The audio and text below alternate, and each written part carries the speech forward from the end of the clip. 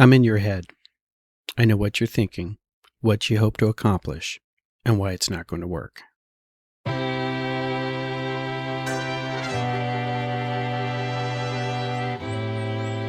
hi there. My name is Charles Ray Dawson. I'm the Associate Broker Residential Sales Manager of ProStar Realty. This is the Unnamed Real Estate Podcast, episode 280. You'd think after 280 I'd come up with a name for this by now. Hope you guys are all having a good day. It is Thursday. Appears to be July 18th. And where is this month going? And I'm having a good day. So we'll see if it gets to be a better day if this offer comes in that this agent was threatening. But we'll see. When we last left our party, all right, last week, I was taking off down to Tucson for some VFW stuff, and I was mentioning that how real estate always picks up when we leave, and I was mentioning something. I had an offer coming in from an agent on the other side who I could tell she didn't have any training. I could tell just, all right. So, well, let me explain to you the topic of today, and I'll show you how she fits in. So, when I was a wee lad, all right, I was not always the suave, sophisticated, dashing older gentleman that you see today. I was far from it. All right, I was one of those guys over the table with the freaking polo shirt with the little, alligator, although I still wear polo shirts, right? Some things just never stop.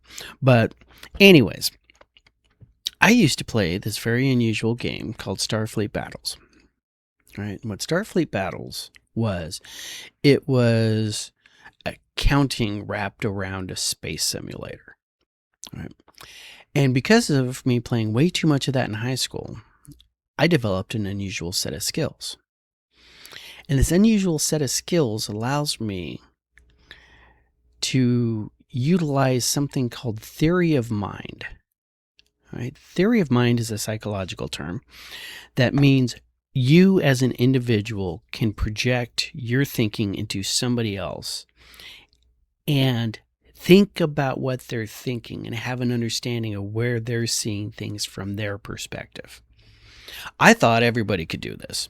All right. I thought this is just how people worked. All right. I might have been a little less neurotic when I was younger, wandering around going, everybody's reading my mind because I'm reading theirs. Turns out a lot of people can't do that.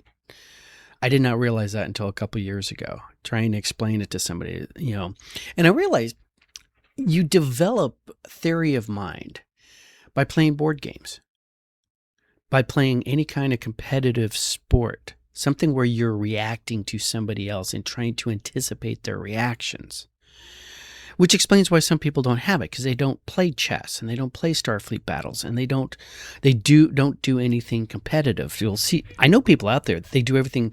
They only like cooperative games. All right. They like games like Dungeons and Dragons where we're working together as a party and we win together or we lose together. But there's none of that one-on-one conflict. Right? Conflict breeds strength. Right? And we've always been at war with Eurasia. Anyways, so with the lady coming across on the offer from last week, I could see who she was and what she was thinking, especially when we got the offer in. All right, as soon as I saw that offer, I knew exactly what her situation was. And unfortunately for her, the next day, we got another offer came in. Right? And I could look at that offer and I could see what they were thinking. And then I channeled my inner Machiavelli and I played the two against each other. So we're going to discuss that today. We're going to discuss, theory of mind and what happens when you get an offer in from the other side. All right. Now, let me show you when I mean Starfleet Battles was an accounting form wrapped around a space simulator. Every turn, which was made up of 32 impulses, all right? And each impulse was you move your marker or not move your marker on the board one hex, all right? Because hexes are the bestest, all right? You would fill out this form right here, okay? And we would do this every turn. All right. So we take the power. Okay. We'd allocate the power out. This is why this is called an energy allocation form. And what we wrote down here is what we could actually do. All right. So think about this. This game is all about resource management. All right. Learning how to manage your limited resources for the maximum effect. So one of the things that top players of this game do, and I mean top players, I mean top people who go into 100-person competitions and play a ladder, all right, to see who's going to be the best for the year, is you don't just do that form, okay? You don't just do this for you. You do it for the other side. All right. I got my ship. I know what my resources, my capabilities of my ship are, and I'm trying to anticipate what you can do on your side. So not only am I going to be filling out this form for you or for me, I'm filling one out on your ship. So I can look at my form that I have of your ship and go, I think he is capable of doing these things. I need to keep an eye out for these things. He's not going to be able to do this. Doesn't have the energy for it. All right. But they might be able to do this and this, right? So this is how my brain got warped at a young, impressionable age, right? So when you get an offer across, right, it comes across in a contract, all right? And you're looking at that contract, and the contract has at the top what the purchase price is. And then as you read through it, you'll have stuff like, this is when we want to close by. There's a whole bunch of stuff in there, just breaking out the timeline. We're going to have an inspection period. We're going to have an appraisal. If the appraisal doesn't hit, this is what we're going to do about it. But the real numbers, the fill-in-the-blank forms, right? The fill-in-the-blank where you're allocating is, this is how much we're paying.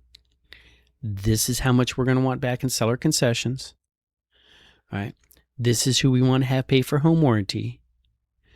This is how much we want you to pay our agent or reimburse us for us paying our agent. All right.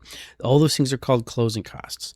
So if you think about it, the price is your net energy or your gross energy into the system. All right. And then all the closing costs that come out, all right, comes off the seller's net at the bottom, which is how much the seller is going to make. So I spent a few minutes this morning making you guys up a visual image, a training aid for just such an occasion. I want to show this to you. All right. And we'll also discuss, what we do from here. So all numbers are hypothetical. We have a $500,000 list price. All right, we want to sell this house for $500,000. It is on the MLS right now for $500,000. You are coming into this place, all right, wanting to buy a house, all right, and you like this house and you want to buy this house. But like all good buyers, you don't want to pay retail. All right, you always want to come down a little bit. All right, where can we make our concessions? What can we get out of the seller besides just the keys to the house? All right, so buyer A sends in an offer, okay, and they want to be able to tell their friends, right, that they got a good deal, all right? They don't actually know the value of this house, to be honest with you. Buyers don't. They just know the price tag, right? They haven't pulled comps. They don't know whether or not 500 is a good price. They don't know whether or not 500 is a bad price. They just want to be able to say whatever. So they start with the list price in their head as the starting point. Now, this is something I'm constantly coming up against, all right? And in the scenario that we're talking about, it actually does come into play, all right? So buyer A sits there and he goes, you know what? I'm looking at a house for $500,000, all right? It's in the neighborhood that I want. It's everything about this house I want, but I don't like the kitchen. And I think it's going to cost me $10,000 to fix the kitchen. Put my granite countertops in my stainless steel appliances. So I'm going to deduct from my offer $10,000 for my new kitchen. I want a house with a new kitchen. I want this house. This house is $500,000. It doesn't have my new kitchen, which would make it perfect. So I want the seller to pay for my new kitchen by reducing the price by $10,000. So we're going to write an offer of $490,000. All right. And our combined closing costs, all right, will be 7%. That will give the seller a net of $446,000. And they should be happy with that. Now, this 7% seller closing costs includes something that most agents and buyers never think of. All right. This is me doing a seller rate sheet. This is me telling the seller this is what you're going to net if you accept this offer as is. All right. Because that 7% doesn't just include paying their agent or offsetting their agent's price to their buyer. All right. That includes Ray getting paid. That includes escrow. All right. So 7%, you're going to net, total closing costs are going to be 7%. That's actually a clean offer right there. Right? Not the price you wanted, but it's a clean offer. Nothing extraordinary.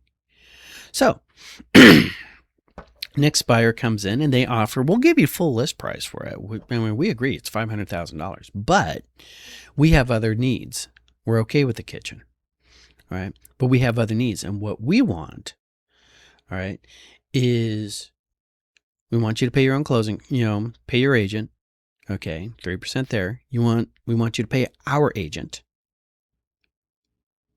Another 3%.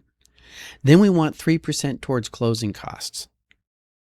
Okay, towards the buyer's closing costs for us to spend on whatever the hell we want. All right, we can use it to pay, pay down our interest rate. We can use that to pay escrow. We can use it to pay the lender's fees.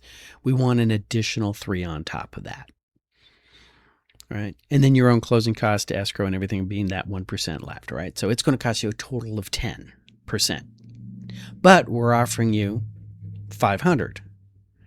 Those other guys are only offering $490. So when you work that math out, it comes down to our offer is at $450,000 net to seller. So when I am on the buyer side, I am doing this in my head of how this is going to present to the seller. What is the seller going to think about that? And I have to use theory of mind, all right, to think about what the seller's perceiving and how they're reacting to what they're perceiving. Remember, just because you perceive something does not mean it's reality, right? You're only seeing something, right? And if you're wearing polarized lenses, you might not be seeing the color red, all right? So when I write an offer with my clients, I'm looking at how can we present this offer the best that the seller will look at it with a glad heart. Okay. Now, if I'm on the buyer side, tell you what, sellers love seeing list price on an offer. You can take 10% on the back end. They don't care. All right. They just want to know what was my list price, all right? I have to train my sellers. You don't care about what the list price is. You don't care what the price on the contract is. You care about what your net is. You want the 450. You don't want the 446. But they want 3% towards closing costs. You're right. All right, but you're netting 450 because they came in at full price. All right, this guy over here, they want less closing costs, but they came in 10,000 low. So this is what you do if you're on the seller side. All right. There's a doc out there called multiple counteroffer doc. It notifies both buyers, buyer A and buyer B, hey, I have options. All right. There's another person in the room with us, and they also want to buy my house. And what you do as a seller is you individually counter. You send them a counteroffer as if they were the only person out there. All right. On a form that's letting them know there are other people. They are getting this form written specifically for them. We're giving them a unique counter because I don't want to do a blanket counter. All right. I don't want to just sit there and go, hey, you guys, one was at $490, the other one was $500. Buyer B, how about if we give you, we'll drop the price to $490, but we'll only give you X amount in closing costs. All right. Well, so you have to treat each one of those offers that you've received individually in your head as you write that counter offer. And now that you're making an offer to the other side, you need to think as the seller, how's this going to present to the buyer? What's the buyer going to think about this? Are they going to go, that's great? Are they going to think, oh my God, this guy's an asshole? All right. You have to, theory of mind, put yourself in the buyer's shoes. All right. So here's an example of how I would counter back in this situation. All right. So we kick the offer out. The blue numbers here are how we counter these people. All right. Buyer A, we're happy with everything, but you dropped the price we know you want the kitchen. And usually I've called up the agent and saw how much I can get the agent to talk. Well, came in at $490. Can you explain to me your buyer's thinking on that? Notice I did not say, what were you thinking? What is your buyer thinking? What is your client thinking? All right. Client comes, they come back and they say, oh, kitchen. I'm like, okay, I can see that. All right. My seller priced out the new kitchen. We got a really good understanding of what we think that kitchen is. All right. We think we already priced in the kitchen when we priced it at $500 instead of $510, which is our comps are supporting right now. And how the agent reacts to that will instantly let me know how experienced the agent is. All right. And if they haven't done comps and if I can hear the rattle, okay, now I know you're a new agent or you're just a weak agent. You don't know what's going on. So buyer's A's case, we'd counter back, hey, let's go $495. Let's split the difference. We'll give you your closing costs, right? Because they're completely reasonable. That will net my client, $4,000, $451,000. Actually, it's a little bit different because every time you change the purchase price, your closing costs change because it's a percentage. All right, but you get the point. All right. So my client makes more money. Yay, team. All right, we're up 5. My client would be happy with that. Now notice that 451 now beats the 450 on the other side. Buyer A agrees to their offer. They beat buyer B. They were losing first, but now they're beating buyer B. Now, let's look at buyer B. All right, we like that price. That's a good price. That was a price that we want to sell this place at. Not a big fan of the 10% though. All right, so in buyer B's case, I call the agent up on the other side and I go, hey, what is it your client desires? And actually how I say it is, okay, so I just need to know what's more important to them, closing, contract price or their closing costs.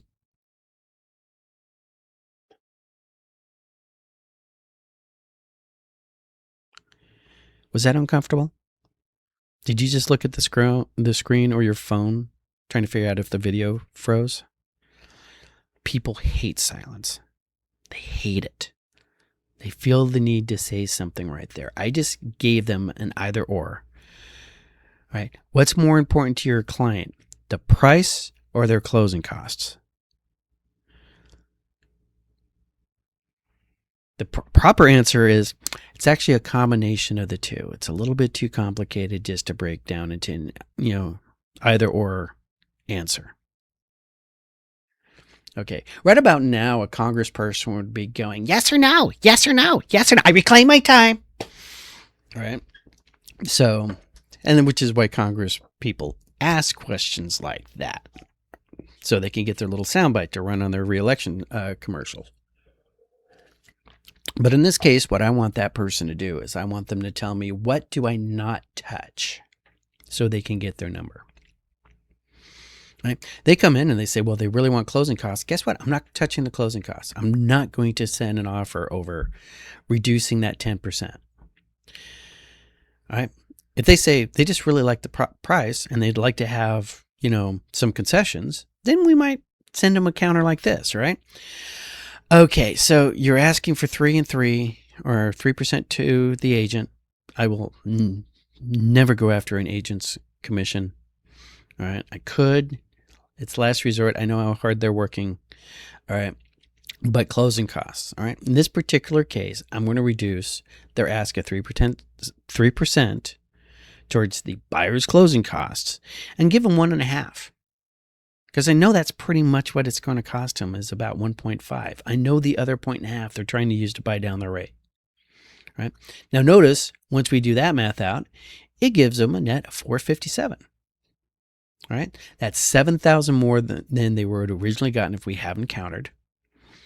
And buyer B then beats buyer A. So what we have here is a prisoner's dilemma. All right, actually, it's a modified prisoner's dilemma. It's the buyer's dilemma.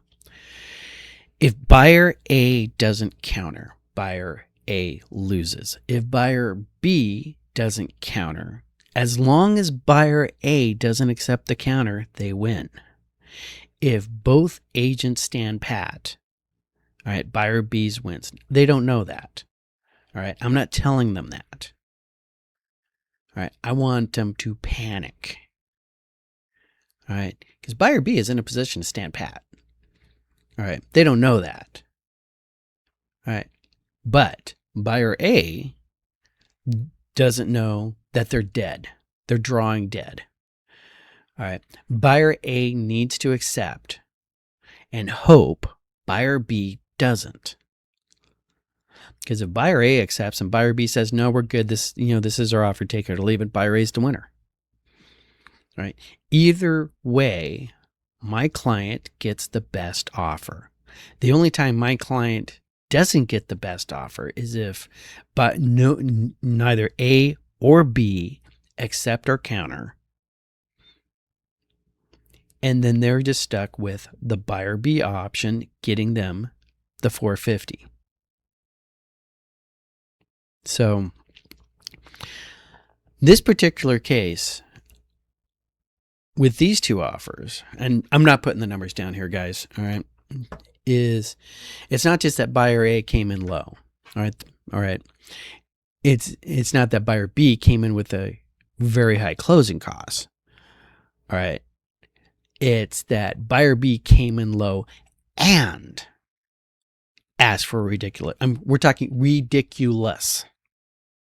Okay, I just gave you a number that's completely doable. All right, 3%. All right, they came in over 3%. Plus, they dropped the price. All right, 15,000. They offered 15,000 less. All right, then they asked for a ridiculous amount of closing costs. And they were a conventional loan, putting more than 20% down. They were putting like 30, 40% down. So they're putting like 40% down, lowballing us. All right. And that was their initial offer. So I knew in that case, they thought we were hurting. They were planning on picking our corpse. All right. That was the first offer. Very low. We would have rejected it anyways. It was a dead offer. All right, that was one of those ones I would have had to argue with my sellers. We have to counter this. All right, they're starting a conversation. All right, I know you just want to say no and tell them go fuck off. All right, but let's start a conversation. And then the other offer came in. Other offer came in low too, but didn't have the ridiculous closing costs. Didn't have any closing costs. It was clean. It was like this one over here. Standard closing costs, came in under, but it was clean. In that case, that agent was winning. Now, I had told both agents there were other offers either in or coming in, and we are going to, if we get them both in, we're going to run this out. All right, we're going to ask for counter offers. This agent over here, okay, the one with the ridiculous closing costs, then rescinded their first offer and sent in another offer, right, and brought their offer up. Okay, still asking for closing costs, a little bit more in price. They came up like 5, I want to say. All right. And so they were still, they brought their offer up. Offer that would look a lot more like what buyer B is looking like on this chart. So I went, great. I'll put this in my calculations. I'll put this in my worksheet, and we'll go to I'll present.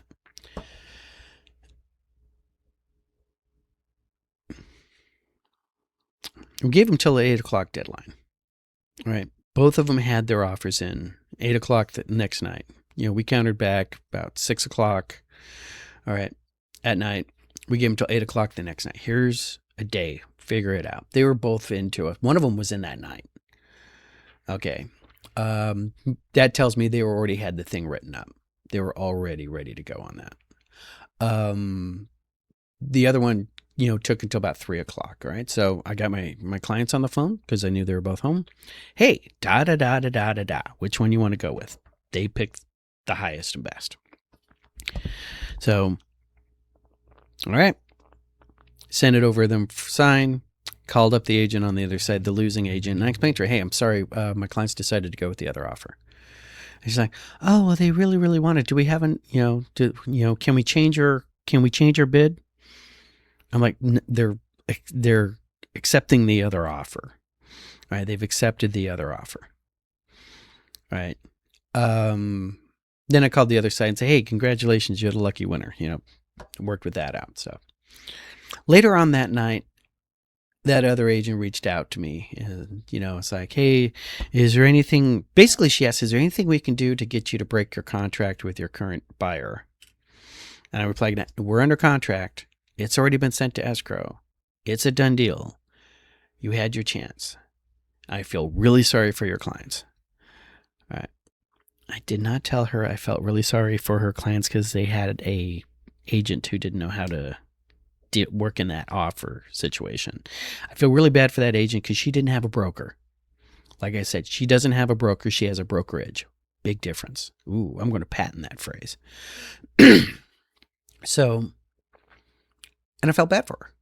Like just straight up. I mean, it's like, I'm sorry. All right. You had your chance to improve your offer. You improved it. All right. Then we gave you another chance to improve it more. And you didn't improve it that much more. All right. Now you accepted what we came back as a counteroffer on. Hey, this is, but the other people had a better deal. Right. So, she's like, she's just, I could tell she's just therapy venting on me and just literally tearing me up. Like, I know they're kids. I know they want to start a life. I know they want to have a future. I know that they're, they love this house. Well, apparently they didn't love it enough to write a decent offer on it. And I know who's at fault. It's not the agent. It's daddy. All right. I knew straight up there was a father involved, right? Because I called the lender up, and the lender kept talking about how great the dad is and how we've done a lot of work with the dad, and he's an investor. Bing. Okay. That's the final bit of information I needed to know. We have an investor who is acting like this is an investment, not a home, and he is advising his children. I pray to God none of them see this, right? Because there's probably family stress right now because of this, because you listened to dad who thought you could get a deal. Okay, you didn't get your home. 99 times out of 100, I will tell you to listen to your father. Okay, this was not the time. All right. So she sends me this whole text, and I'm like, and I reply back, then why'd you give us a lowball offer? Why'd you send a lowball offer? And she's like, well, you'd been on the market for a while, and, we had seen 3 other properties, and they were in better condition. And, I'm like, okay, yeah, I understand that. Let me tell you what we're looking at on our side. And I mansplained to her. For you ladies out there who don't know what mansplaining is, that is a man explaining.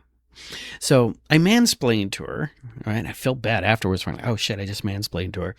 But we know every freaking property there, and we've known what those properties have been doing for the last year. All right. We've been tracking that subdivision, that little, townhome association for the last year. My clients have been in every property that has sold in the last year and the ones that are currently for sale. We know that place better than you. So, yes, we're at a price. Okay, we know the kitchen is not perfect. Okay, basically it's an older kitchen. Okay, newer kitchen, what people have been doing in there is they've been taking the little, breakfast bar thing and actually turned into a breakfast bar by knocking out the backsplash behind the sink. All right. And we know how much it costs to do that because we discussed whether or not it would be worth it to do it. All right. So we know exactly how much it will cost to renovate the kitchen. That was reflected in our price. Now, we also know that houses went at a higher at our original price with the same kitchen as ours, without the little backsplash. We know that, right? We also know there's 2 other properties out there that think they're the best in show, that are priced themselves 10, 20,000 over what all the other houses are going for. And this is one of those things, it's just El Dorado. Oh my God, look at that. I have 3 comps, exact same floor plan, built the same year, in the same complex, same HOA, same everything. Carpet where there's carpet, tile where there's tile. They're that same damn house except for color schemes. And we know what those 2 went for. That's why we're at where we're at. So if you come in there and you look at the 2 higher priced units that have not sold at those higher prices, right? And like I was saying earlier, decide to put, look at our price, use it as a starting point and say, and then we will deduct out the kitchen. And then we will deduct out what we want our interest rate to be. You're going to lose. And I didn't say it quite like that, but I just broke it down, and I like quoting every unit in there, and ultimately said, and when that unit went at this price, we knew that it supported our price at, our number, right? Because we know that one. Done deal, right? And then I broke it out on the other side, and your closing costs, all right? You didn't need it. Pre-qual letter says you don't need it. Now, your lender did a hell of a job, except for letting me know that Daddy was an investor, because that was the last little piece I needed. All right. But he did a really great job supporting. It's like, hey, it's not so much that they need it. It's that they're willing to buy your house at that interest rate, and this is how they get that interest rate. Legit. Now, I didn't bother to argue with them. Well, they got their own money. They could buy that rate down all day long. All right. Because I called out, wow, how are you getting 5.75 in today's market outside of a VA loan? So this is a class I'm going to be giving my students here. Okay, that you guys just all got it for free. I keep saying we can go all the way back. There's more to an offer than just the price.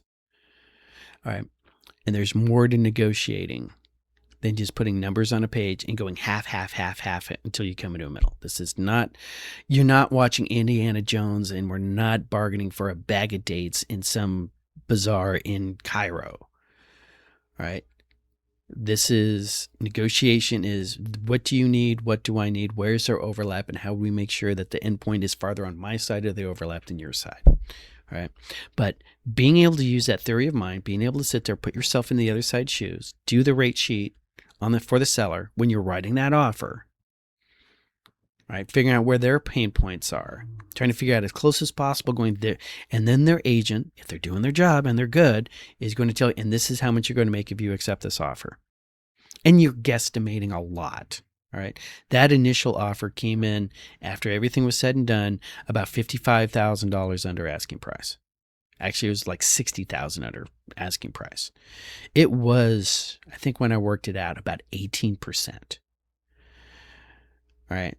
That's a bold move, Cotton. Right. So that's why I always said, when I'm talking about how much can we add, I can have this conversation in the driveway of the house that you want to make an offer on, right? And this is one of the things you just learn to do, right? Because putting yourself in somebody else's shoes. Wouldn't the world be a better place if we did more of that? But there is a study that came out. Part of the reasons why theory of mind is a topic that I know of is that there's a psychological study based on the two political parties, trying to figure out which one had a better understanding of the other side. And statistically, we're talking like within like an R of, yeah, that's a thing. One party has a less ability to have a theory of mind of the other side than the other party does. I'm not a political channel, so you can just look it up and figure out who it is. All right. But no, they're just evil, or they're just greedy. Yeah, when you're sitting there in the cellar, when buyers are coming in, they're like, oh no, they're just greedy. They just want that much. Well, they might need to pay that off. Or when the offers coming in from a buyer and like, oh no, they're just trying to rip me off. Or this could be their best. Let's figure out what they're thinking over here. Oh, they're listening to Dad. Dad's an investor. So, seriously though, I mean, I can't even, if the in-law, I think I want to say it's the wife, if the wife really internalizes and realizes that listening to your father-in-law lost to you that house that you wanted so bad, that your agent says you wanted so bad. Yeah, don't hold it against him. He tried his best. He did it out of love. So, stock numbers real quick and wrap this up. It's been a long show. All right, these are the numbers for June 17th, 2026. Actives this week are 24,905, up 38 from last week. Our new listing is 2,137, down 17. Our contracts were at 2,316, up 4, one of which is us. All right, our closings were 1,673. Coming soon to an MLS near you is the triple nickel, 555 new listings. Our supply dropped a little bit to 105, which is weird because our actives went up, but our demand dropped also a little bit to 85.7, but we balanced out again at 81.6. We are interesting. We're going into the summer doldrums, but we're not. This year seems to be running late, I guess would be the best way to put it. Now, Comfort Report has changed their interface, so all these charts are going to look different right now. Not happy with it, but when we get into our general areas, Fountain Hills is leading the pack at 172.6. They're up 10% month over month, right? Chandler is holding pat, although slightly down, which is why we have a red down arrow with next to a 0 at 153. Then we have Scottsdale, Paradise Valley, Phoenix, and Mesa, Glendale, Gilbert, and Cave Creek, all in the seller territory. Our balanced markets we have right now are Tempe and Avondale, high end of balanced territory, by the way. Tempe, you're the big loser. What's going on with you? You're down 18%. I know, you're Tempe. You're weird.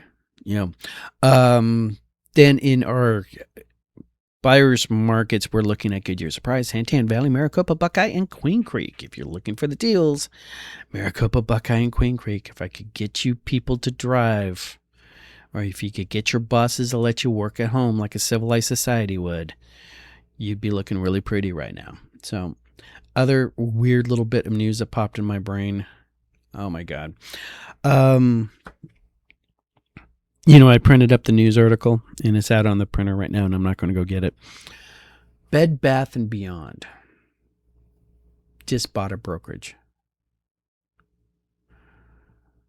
Bed Bath & Beyond that a couple years was sliding into bankruptcy, was one of those dude bro stocks, that everybody out there was trying to hold on to because there were people shorting it and they were trying to put them into a short squeeze.